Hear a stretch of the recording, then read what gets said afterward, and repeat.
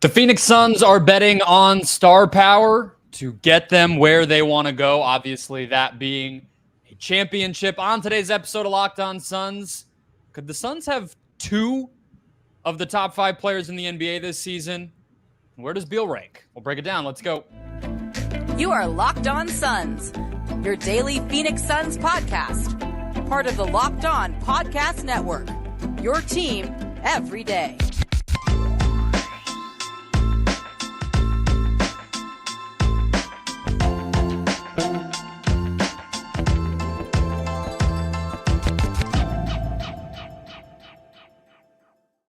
We are back. This is Locked On Phoenix Suns. We're part of the Locked On Podcast Network, and I'm your host, Brendon Kleen, a credentialed media member covering the Suns for the past 6 seasons, a writer at Suns.com, and the host of the Just Basketball Show wherever you get your podcast. Thank you for making Locked On Suns your first listen to close out your week. The heat is almost gone if you're a local listener, but wherever you're finding us, appreciate each and every one of you. Hit follow or subscribe. Become an everydayer. Get locked onto the Suns each and every day of the offseason and beyond. You can also drop a comment in the YouTube comment section down below. We're going on 6,000 subscribers. Really appreciate all of you guys. Just give me a straight answer on the question we are answering today.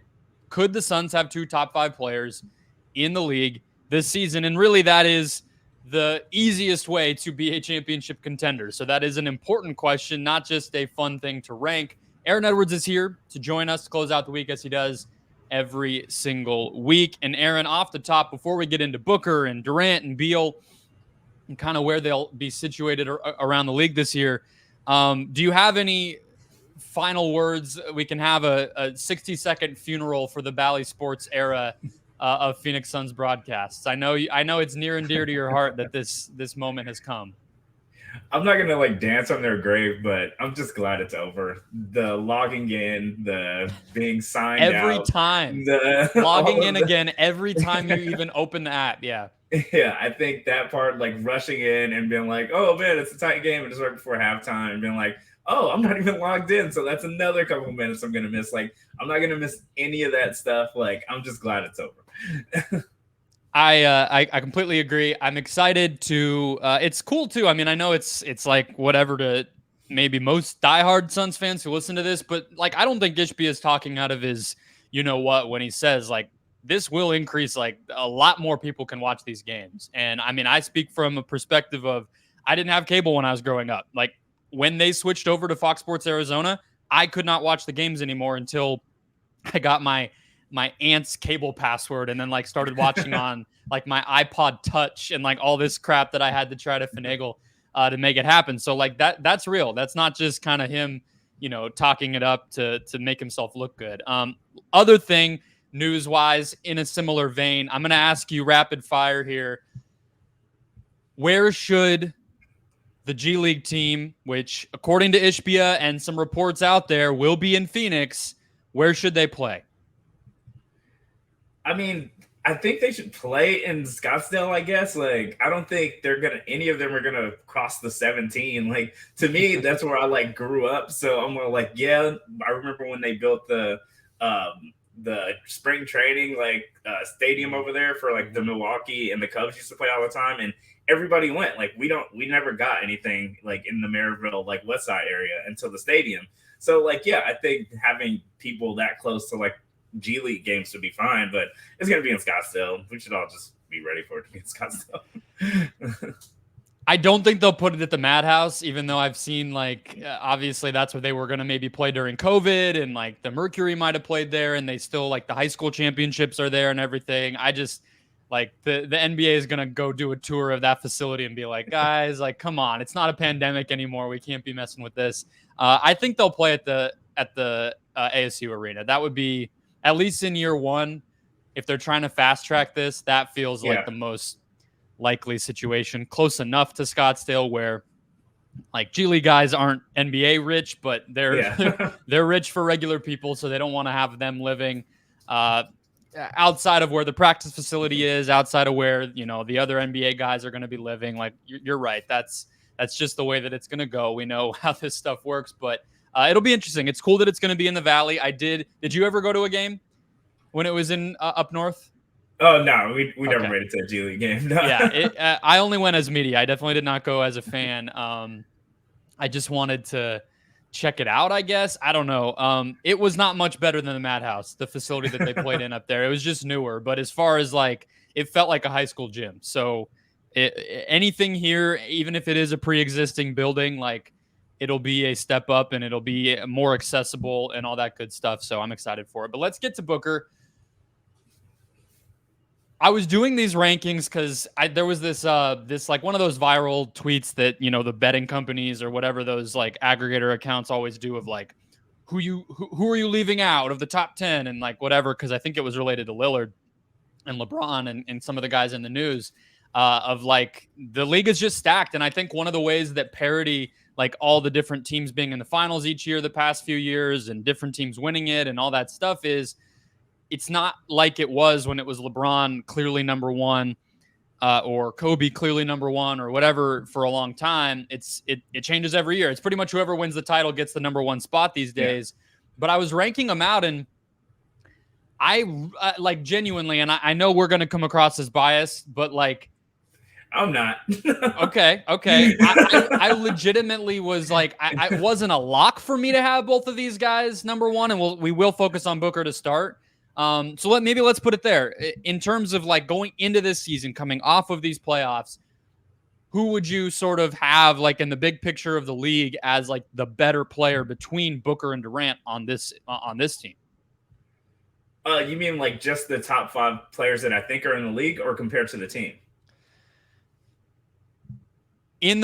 Among all players in the NBA, is Booker higher for you or is Durant higher for you? After what Book did in the playoffs, Book might be closer. I still think Durant is higher just because the doubles he's going to see and just how like you have to game plan against Book or KD a lot more. Mm-hmm. So I think Book is going to look better just based off of those game plans, but I still think KD is higher. That's where I came down to. So, but let's start with Booker. Is it crazy to feel like he has a claim to a top 5 situation based on what he did in the postseason? Because where I kind of came down, and I do have Durant a little bit above him, but I have this kind of mix of like Tatum, Davis, Embiid, LeBron, Luka from like 5 to 10. And you could make the case for any of those guys above any of the rest, just in terms of what they've accomplished, injuries, two-way stuff, age, whatever. There's always going to be arguments on either side of it. But like, if you told me Book was at the top of that group at 5, that's where I kind of came down, at least as something you could make the case for, because I just think he was, I mean, the shot making alone was all time in that playoff run, let alone the passing, let alone the steals and kind of lockdown defense on Russ and different guys. Like, I don't know. I think right now in this point in time, it's not crazy to say that he at least has an argument for it. Yeah, I think like in my head, it still just goes Joker, Giannis, Luka, and like Steph. And then like you're kind of figuring stuff out after that. Like you can go AD, you can go Book, you can go KD, like stuff like that. But I think the top ones are still just the top ones. Like so you have Luka there. Yeah, I have Luka. Wow, you're ready to get. I mean, like I'm not. I haven't talked about Ayton on the show in weeks because I'm trying to avoid the hate. You're taking it another level, and we're talking about Luka. That's just a whole other can of worms. I think like they didn't make the playoffs last year, but I still think whoever ended up with them would have been worried. And I don't think people were worried about us until we got KD. I think the ability for Luka to like really, really take over and just kind of ruin your game plans by getting his switches and just bodying the guard that you have and getting to the line a lot. I think that's just something that translates over in the playoffs better, which we saw. It got ugly because nobody could guard him. So I think just having that in his bag, like it ruins your game plan. And I think like we aren't quite there yet. We'll see with the longer they're together. But yeah, KD's going to get doubled. Book's going to be more open. But as far as pounding the rock and usage rates and just ruining a game, I think Luka's still better. So I have the same. I have Giannis, Jokic, and Steph top 3. To me, that's pretty.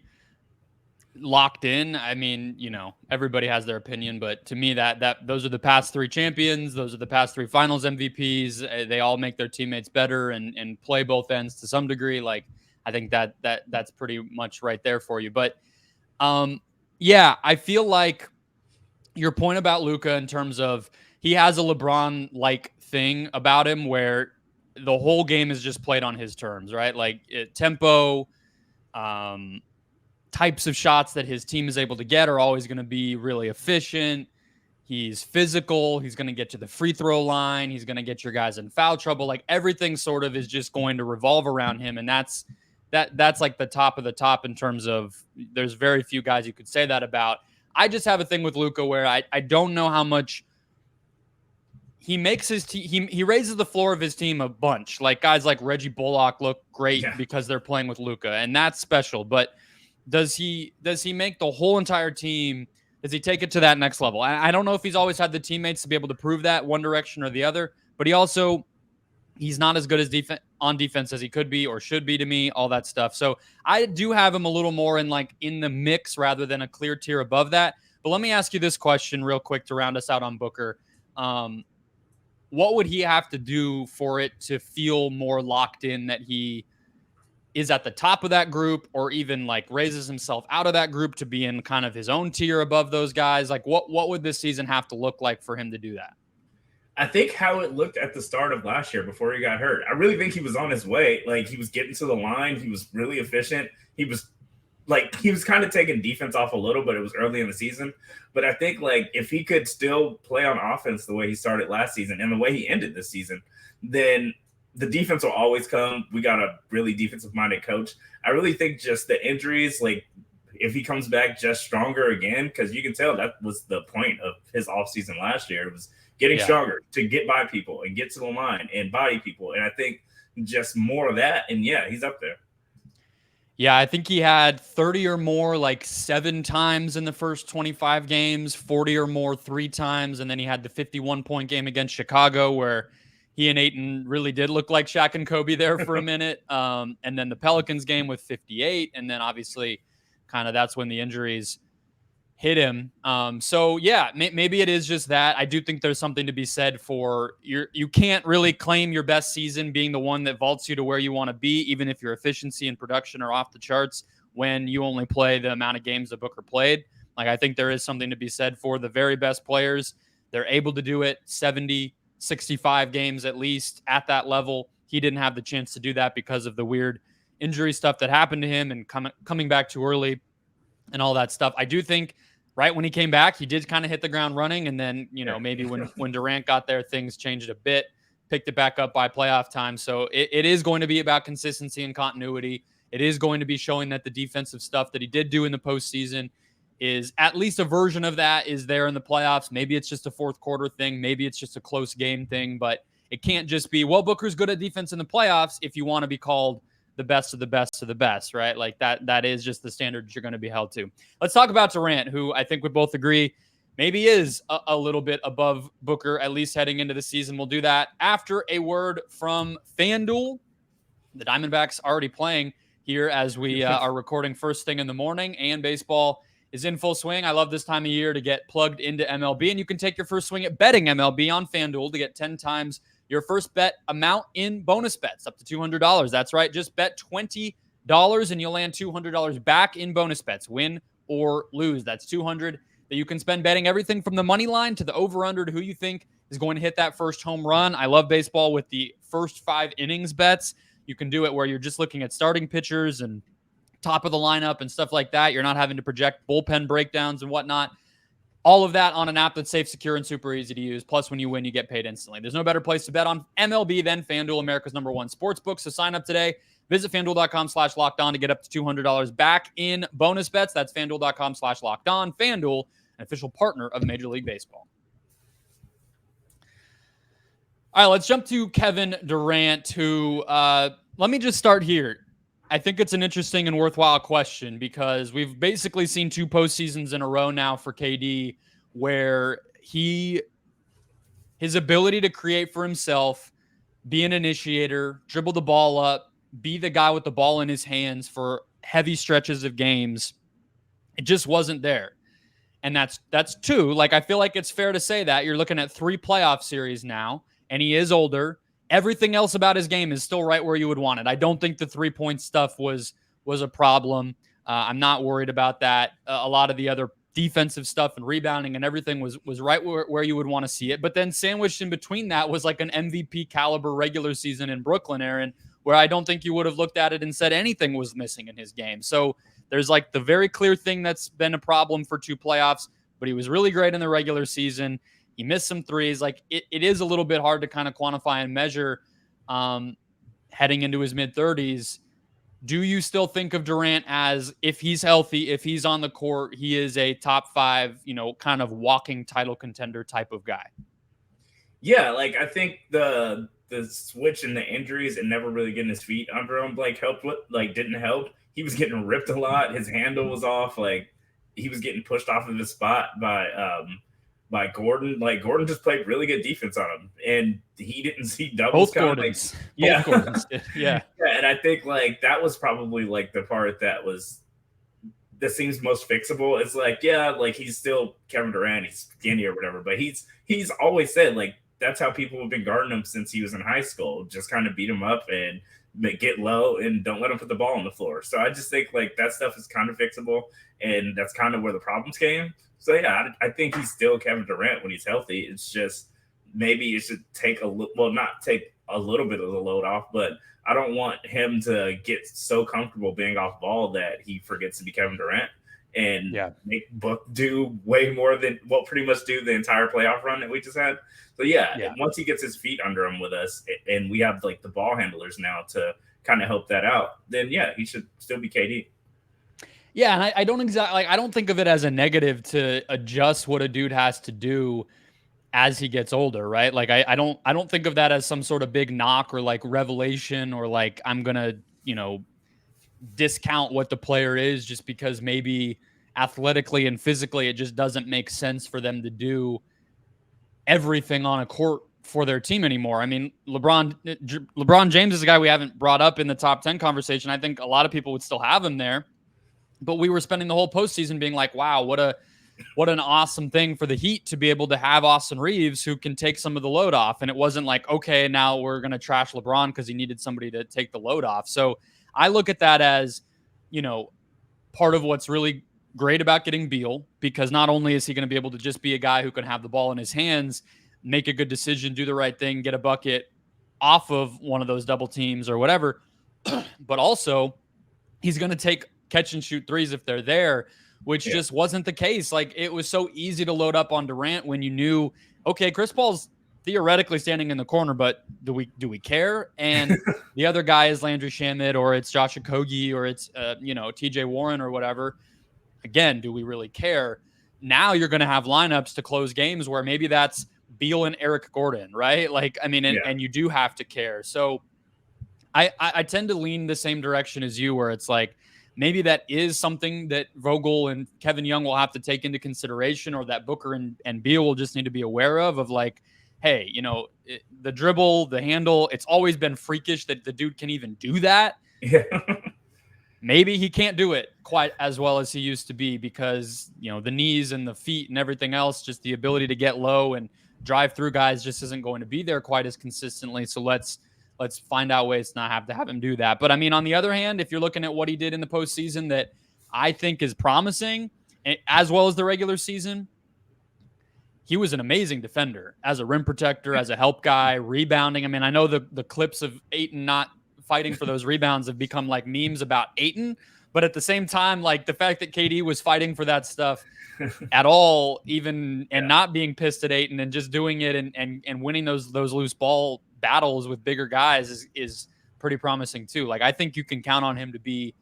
I said yesterday on the show talking about their defense a little bit, I think he's the best defensive player on this team, like at his ceiling. Yeah, I think when KD's locked in and you pretty much have 2 rim protectors on the floor, because he can still switch, he can still do all that stuff, and it takes a load off of Ayton having to drop back and having guards just coming straight at him full speed, knowing that KD's behind him. And even when he has to go out there and guard somebody like Luka on switches, and you just know KD's back there to help on the weak side. Like, I think just having that kind of help from a 7-footer that can do all the things that KD can do is just huge on defense. Even like, it's incredible on offense, but it's really huge on defense. And you have more size this year, so you're able to even more kind of like pick and choose, I think, when you deploy him as a helper and what matchups he really has to exert himself, where he's going to be able to, I think, sit back and analyze, like, all right, you know, Kata's good at forcing the guy left, or Josh is really good at fighting through screens. So he can kind of be on that back line, and I think trust the front line a little more, because again, they've gotten bigger, they've gotten older, or at least a little bit, in some cases older, and they just should be more sound defensively, where he's not having to like clean up mistakes. I would hope. I think he can just be somebody who adds to the paint protection that they're going to try to have. I think the other part of bringing him, kind of protecting him or maximizing him, I guess we could say, is like, I think him at the 5 is something that they're going to be able to do because of that size and stuff a little bit more easily. And that's another way where, if you're talking about giving him space, not having to have him worry about too much pressure on the ball, you know, trying to knock it away from him and this and that, is, yeah, it just, whether it could even be that he's like playing center but still has the ball in his hands, and that's just space for him, you know, like, it doesn't have to be that he's setting screens, but just in terms of getting more shooting on the court. This is a guy who's still, the past 3 years after, since coming back from the Achilles, 67% true shooting, 63% true shooting, and 68% true shooting. Like that's, I mean, most guys would dream of even touching that in, like, you know, a bench role, and he's doing it as the focal point of great teams. So I'm not worried about it. I think he is a little bit above Booker. The way that I had it, Aaron, is Giannis, Jokic, Steph, Durant, and then that group of where you could go. So I do see Durant as a top 5 guy. I mean, like, yeah, he's right there. It's just the injuries, and he missed a lot of time, and it just seemed like we didn't even get to see him play a lot last year. So in my head, it's not really as fresh as it should be. No, it's fair. And it is one of those weird things. So I can see why somebody might value Luka, or Tatum. I think a lot of people would have Tatum right there too. And it is like, it's fair to say, let's pick the younger players who like play every game and affect the game on a consistent basis, because you know what you're getting there. But I think it's at least reasonable that over the course of this regular season, those guys could solidify or even kind of raise their perception, whatever. Yeah. It doesn't really matter how everybody ranks them, but it does matter how much they impact things. And, you know, if we're talking about both guys as MVP candidates, I think that tells you the story, right? Like, there are like awards and stuff that we can measure this stuff with, even if we all argue about it. Yeah, I think having 2 top 10 players on the same team will make them look top 5 at times, regardless. Yeah. So I think it'll even itself out. Yeah, that's a great way to put it. All right, let's talk about Bradley Beal. Where does he kind of stand in all of this? I did a breakdown show with Mike Prada last week. I think Mike has watched too much Wizards and was actually more down on it than I was expecting. More than like regular people or like national people even are. I think, you know, you have the sickness of watching your own team and being too negative maybe is part of what happened. So we'll talk about what Beal could look like in this environment, how he could kind of raise his stature, and more after a quick break. All right, coming back, let's talk about Bradley Beal. I'm trying to go back, Aaron, and look at where we were last year in terms of all these ranking lists come out, and I'm trying to see where Beal was. But just to start us off, like, what are your kind of expectations for Beal? I think the way that I've asked it to other people is like, there was the really good sidekick next to John Wall, but that was a long time ago. There was the like leading the league in scoring, all NBA guy during the couple of COVID seasons. And then there was the guy the past couple of years where he just looked injured and different and off. Where in that kind of like scale do you expect Beal to look in this environment on this team? I think it was after we traded for him, I was like, I haven't watched any Wizards games, have I? Like, it was like one of those things where once we got him, I realized I didn't watch any Wizards games. So I was like, I don't know how he looks. I remember that fourth quarter where he went off against us and was getting to the line and all that. And I was like, oh, Bill can get to the line, he can get by people, and Mikal couldn't stay in front of him and all that. So I was like, that's pretty much where my head went to. If we could just get somebody that has to do that every once in a while, just a really good heat guy when the starters have to sit, and he can kind of just be a better, like, kind of spark plugs, 6 man or something. But a starter, I think those are really going to show how useful he is when or Book or KD are sitting, and it's just a lineup with him and Ayton sometimes, and that's when you get to see that this guy did used to be an all-star and like a star in the league and a max contract player. And I think that's kind of when Vogel's going to be like, all right, go off, go be Beal. And that's what we'll kind of see. If he still has those legs under him to kind of turn it on. Yeah, that was the part that Mike brought up a lot, was even if you don't think like the actual injuries will continue in terms of missing games, like his thing was how much of Beal's game revolves around, like you're talking about, the ability to kind of, finish athletically and get to the free throw line or get by his man, or kind of those like really quick 1 dribble, 2 dribble pull up moves that he's able to do. And that's all predicated on speed and agility and all that stuff. If it continues down the track that it's been going, I do think you could worry, just, is he going to be as productive, as effective and all that stuff? Is he really going to be, the 3rd best player on a championship team type of thing? But I just have optimism that he's going to be able to play off the ball more, that he's going to be able to take more threes and just settle into a role that's frankly easier than what he was having to do, even if those physical things need to be there. So I'm pretty optimistic. I did look, last year, the Ringer had him at 42 by the end of the season in the league. And then preseason, it looks like the CBS is saying they had him 30, but then by the end of the season, they also did like a gradually changing thing, and they ended up with him at 46.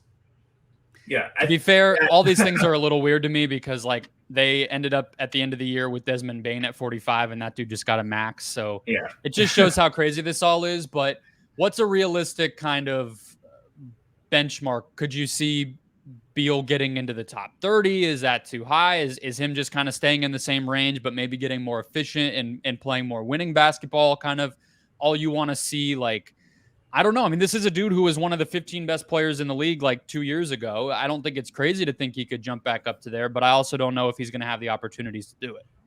Yeah, I think like we'll know more with like the playmaking stuff, because like I said, with Harden, like Harden still was a really good passer last year, but we're going to find out with Beal, like if he can't get by people, what's his next go-to? Sorry, because I'm having trouble connecting to the internet. Because some people guard Harden like they don't care, and like he can't get by him. And I want to see if Beal's going to fall into that and have to become a better passer. Yeah. Yeah, I mean, to me, it's I think the thing that I'm looking for the most is just is the new environment and the new role going to bring different things out of him? And that sounds so obvious, but I think people are, and the reason I always bring it up on that kind of scale of roles is I think he just has fluctuated so much of what he's even being asked to do. And, the environment from a mental standpoint, in terms of playing winning basketball, you have to go back even longer to when he was doing any of that. And you could imagine that like minutes wise, he could be protected more. Like, I just think to me, it's much more of a reset than a continuation. And so it feels like all bets are off. And I keep bringing this up. I just did a show yesterday about super teams and adjustments that people do and everything. But I really think like that Ray Allen from 06, 07 to when he's still like the do everything guy, and then goes to Boston and suddenly like taking not even like the back seat, but you're talking about like an SUV, like a minivan with a 3rd row, is how far behind the other guys that he was. And it worked. It was important for them to win. And he's even smaller than Beal and was able to at least be part of a good defense, right? Like, I think we kind of have to be more imaginative and creative, I think. But to me, I don't necessarily see. I mean, it's like it's easy to say, oh yeah, he could get into the top 30, but then you look and you're just like, I'm on this ringer list, and it's like Desmond Bane, Drew Holiday, Mikal Bridges, Evan Mobley, Draymond Green, Darius Garland, Jaren Jackson. Like, I don't know if he's going to be better than those guys, but I think there's a world where, to your point, bench role, secondary scoring, maybe stretches where guys do have injuries, stuff like that, where you could there might be 2-week stretches, month-long stretches where you're like, damn, is Brad Beal about to get like all-star love here? You know what I mean? Like, I think we could have a season like that. Yeah, I think like he's going to get a lot of open shots, and he's never going to be this single coverage in his life. And now when he does get doubled, he gets to kick it to Book or KD. I think it's going to be really hard for him to not to have a rough time. Like, I think he's going to figure this out pretty quick, because this is as good as it's ever going to get for him. Yeah, I mean, you think like if playing fast would go a long way for him too, you know, in terms of easy buckets and stuff like that. I think that will be an emphasis for this Suns team. And last year, the Wizards were 17th in pace. So there's just going to be a lot of opportunities that weren't there for him to get easy buckets, easy opportunities, not have to exert himself, but still have plenty of chances. And, you know, when you're as talented as he is, which I don't think anybody's disagreeing with, it should come pretty naturally to you. So that's my hope. I think you and I both are on the same page, but I also don't think it's that crazy to say none of us really know what to expect. So like the vagueness of it all is not like, well, you know, we don't want to like get too far ahead of ourselves. It's like the dude's played 90 games the past 2 years and hasn't been on a winning team since like 2018. Yeah, every time I've thrown on a Wizards game, it's been like, oh, Steph has 34 in the third quarter. And I'm all like, oh, man, I want to see Steph get to 50. Like, it's always been something else happening to them that gets you to turn into that channel on League Pass. So, yeah, like, if we can get more Wizards fans to tell us how he balls and, like, all that stuff. But for the most part, it's one team I know very little about. It was the Beal Wizards. Yeah, and I that game you talked about, I was at, and late in the year when the Wizards did come back on the Suns, I think they beat the Suns, right? And yeah, Gerald Bourguet and I from PHNX were like, I texted him and I was like, this dude doesn't want to win anymore, does he? Like, I was really there. Like, I was like depressed watching it, because I'm like, he has so much talent. Like, what are we doing here? Like, why is he playing so like lackadaisically? And then he turned it on, like you said. And I literally text Gerald and I'm like, I think he might have like somehow tapped into the vibe in this arena and been like, yeah, you thought, you know what I mean? Like, but yeah, I don't know. So if he has that fourth quarter over 100 games, including a postseason run, I think there's a lot there, but it's hard to measure, hard to evaluate. But that will wrap us up for the week. Hit follow, subscribe to get this show in your feed every single weekday through the off season and beyond, becoming every day. We'll be back Monday with Brandon Duane. Yes, maybe more G League news. Hopefully, we're all waiting on that with bated breath. And of course, more moves. Maybe there will be these trades that we can finally talk about how they affect the Suns, the Western Conference hierarchy, and all that good stuff. We'll be here for you either way. I'll catch you next week.